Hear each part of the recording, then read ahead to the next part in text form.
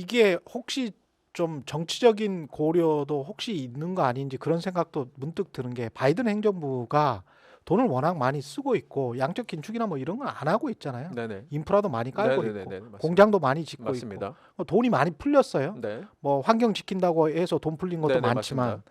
그런 것을 파월 의장이나 연준 쪽에서 생각을 하고 특히 2024년 올해는 대선에 했기 때문에 돈 푸는 거를 민주당이 스탑할 일은 없을 것이고 그렇게 생각을 해보면 우리도 급격하게 금리를 인하해버리면 다시 인플레이션이 올 수가 있기 때문에 그거는 못 해주겠다.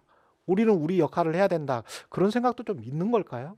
이게 예. 그러면 두 가지 대답이 가능할 것 같아요. 음. 첫째, 미국에만 한정해서 보자. 그러니까 음. 미국이라는 걸 정해놓고 과거부터 지금까지 어떤 경향성이 있는지, 좀 더 정치에 휘둘리는 방향으로 갔는지, 덜 휘둘리는 방향으로 갔는지에 대한 예. 얘기를 할 수 있는 게 하나. 예. 미국과 다른 나라를 비교해 보자라는 게 또 하나가 있을 수 예. 있는 겁니다. 그럼 하나 먼저 앞부분 말씀드리면 저희가 닉슨 대통령 재선 때 그런 일이 있었습니다. 재선 텀에 처음 2년은 굉장히 좀 긴축적인 거 하다가 뒤에 2년은 선거 생각해갖고 되게 풀었거든요. 예. 그때 한번 인플레이션 다 튀어오르고 이런 일이 음. 있었습니다. 그래서 미국은 예전에는 정치와 통화 정책이라는 것이 조금 더 자유롭지 않았던 부분이 있는 것 같아요. 근데 경향성 자체는 최근 들어오면 어쨌든 그 정치에 휘둘리는 통화 정책의 범위라고 하는 것들이 점점 줄어들고 있는 경향성은 그렇죠. 맞는 것 같습니다. 예. 즉 그것이 저희가 얘기하는 중앙은행의 독립성이라는 것의 한 측면인 거죠. 그리고 사실 이런 생각해 보실 수 있는 거죠. 그럼에도 불구하고 최경영 기자님이 우리나라 최고의 기자님이시지만 최경영 기자님도 못 하시는 게 분명히 있을 겁니다. 많죠. 예. 연준도 예. 우리가 생각하기엔 전 세계에서 가장 선진적인 중앙은행이지만 연준도 완전 무결하게 정치로부터 자유로울 수는 아마 없을 가능성도 있습니다. 세계 경제로부터. 네. 예. 네. 그래서 뭐 정치적인 거에 휘둘릴 수는 있죠. 그런데 적어도 우리가 느끼기에 그 강도로 보면 그것은 주로 재무부에서 하는 일이고요. 그렇죠. 예, 연준은 아무래도 무슨 얘기를 계속 할 거냐면 우리는 물가를 잡는 게 우리의 목적이기 때문에 물가 중심으로 정책을 하겠다. 우리는 물가만 보고 가겠다라고 하는 와중에 약간의 사이드로 뭔가를 할 수는 있겠지만 예. 그러니까 예를 들어서 지금 연준이 사실 금리만 조정하는 게 아니고 미국의 국채를 사는 거 점점 줄이는 거 있잖아요. 국채를 팔고 있잖아요. 그 양적 긴축이라고 하는 부분 있잖아요. 요거의 양을 조절할 수도 있고 그렇죠. 연준이 할 수 있는 게 있습니다. 그렇죠. 있습니다. 예. 있는데 그게 우리가 보기에 아주 티나게 할 건 아닌 것 같은 게 첫 번째.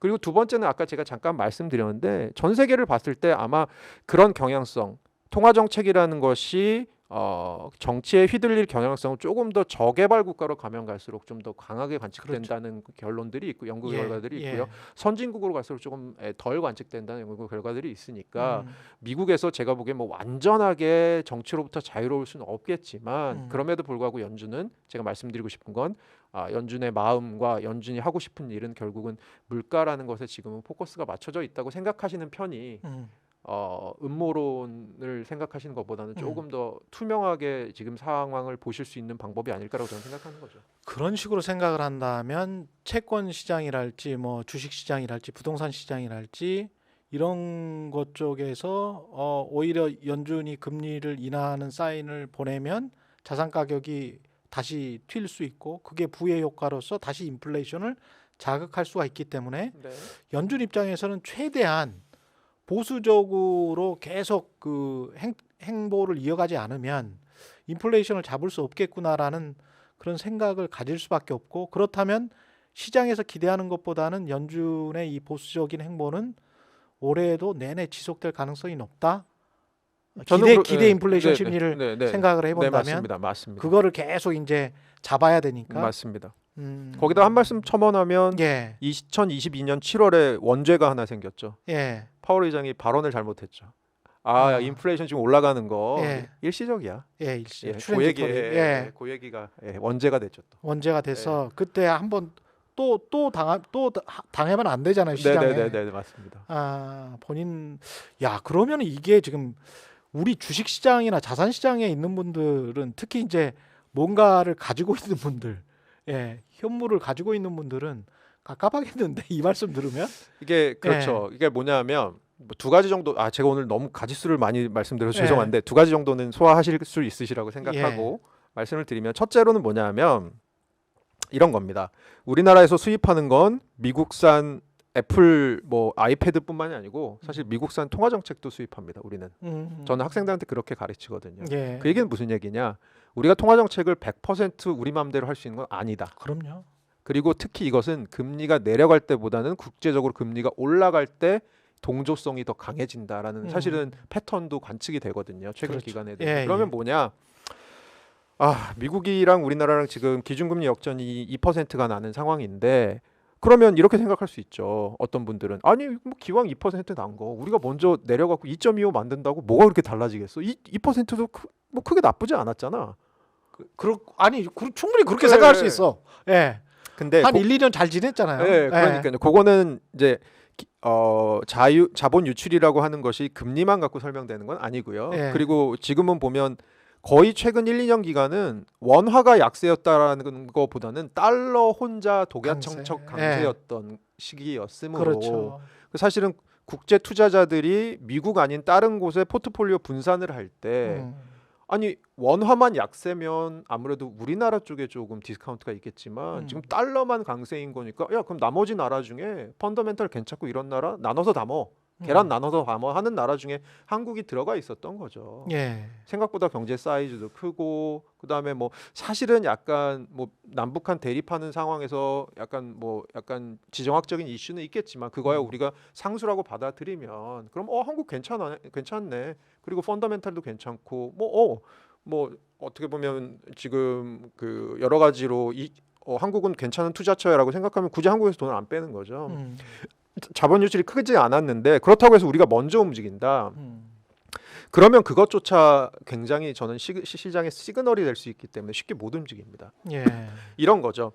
한국 인플레이션 아직 잘 안 잡혔습니다. 그렇죠. 7월까지 한 2.3%까지 내려왔던 인플레이션이 그 이후에 저희가 뭐 추석 있었고 그 다음에 갑자기 유가 올라갔고 감산 얘기 있었고 그 다음에 뭐 농작물 작황 안 좋았고 이래서 농작물 가격 막 올라가고 그랬잖아요. 그래서 인플레이션이 다시 3.8까지 튀었다가 지금 3.2까지 내려온 그렇죠. 상황이잖아요. 3%대도 크죠. 아직도 3%대입니다. 그러면 3%대인데 이때 금리를 내린다. 그러면 그거는 이유가 거의 하나밖에 없습니다. 경제 내 리스크가 뭐가 터지는 거거나 터질 위험이 감지되기 때문입니다.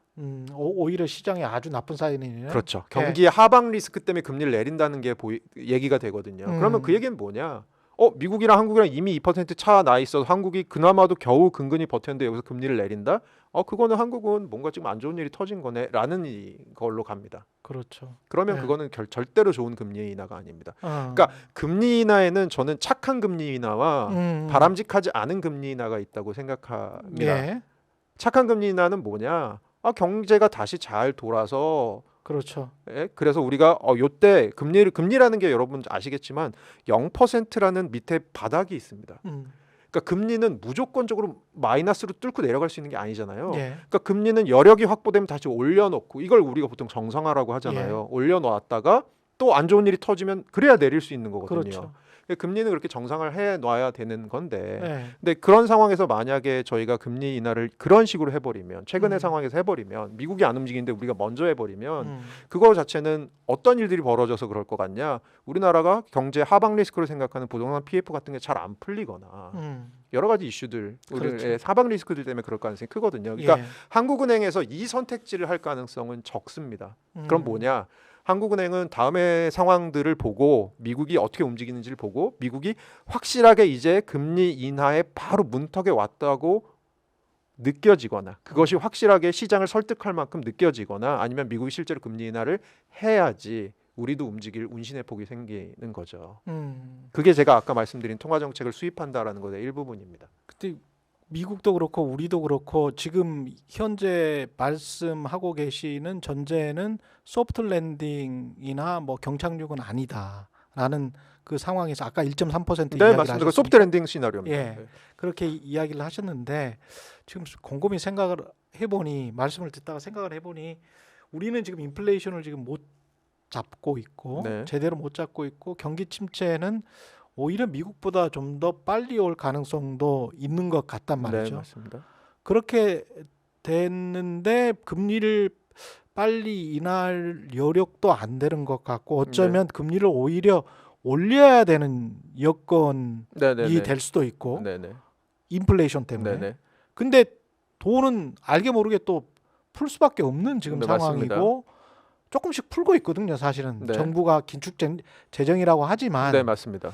사실 뭐 대출이랄지 이런 것들은 계속 성장을 네, 맞습니다. 했기 때문에 그렇게 생각을 해보면 야 이거 잘못하다 우리 외통수 당하는 것 아닌가? 네, 맞습니다. 2024년에 네, 네, 맞습니다. 계속 이렇게 연기하다가 네, 맞습니다. 그 가능성은 어떻게 보세요? 스태그플레이션의 외통수 가능성? 저는 뭐 있을 수 있다고 보는데 예, 우리나라 경기 전망할 때 예, 요 얘기를 드리면 좋을 것 같아요. 외국의 글로벌 IB들에서 어떻게 하냐 하면 다 그렇게 하는 건 아닌데 예. 대충 어떻게 하는 패턴이 하나 있냐면 저희 보통 경기 전망할 때 소비가 어떻게 될 것 같고 투자가 어떻게 될 것 같고 정부는 얼마나 쓸 것 같고 수출은 얼마나 될 것 같고 수입은 얼마 할 것 같으니까 이거 다 더하면 이게 GDP잖아. 그 그렇지. GDP가 그렇게 나올 거야 라고 그렇지. 하는데 예.